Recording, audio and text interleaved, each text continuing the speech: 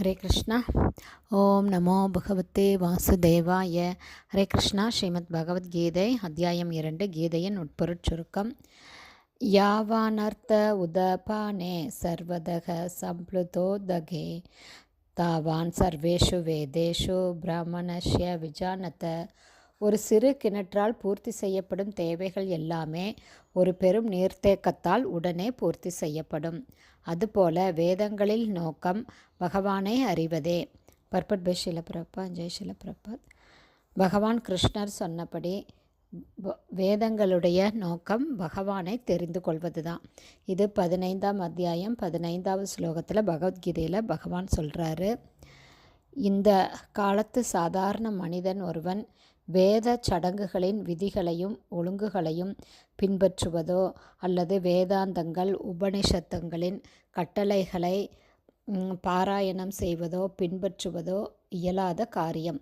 இந்த காலத்தில் இது யாருனாலையும் முடியாது. ஏன்னா வேத நோக்கங்களை செயலாற்ற மிகுந்த காலம் வேணும், சக்தி வேணும், அறிவு வேணும், மிகுந்த செல்வமும் வேணும். ஆனால் இழிந்த ஆத்மாக்களை விடுவிக்க வந்த பகவான் சைத்தன்யர் சொன்னபடி பகவான் கிருஷ்ணருடைய புனித நாமங்களை கீர்த்தனம் செய்வதால் வேத பண்பாட்டின் மிகச்சிறந்த நோக்கம் பூர்த்தியடைகிறது. ஏன்னா இந்த கலியுகத்தில் ஜனத்தொகையின் பெரும் பகுதி வேதாந்த தத்துவங்களை புரிந்து கொள்ளக்கூடிய அளவுக்கு கல்வி அறிவு கிடையாது, அவங்களுக்கு புத்தி கூர்மையும் கிடையாது.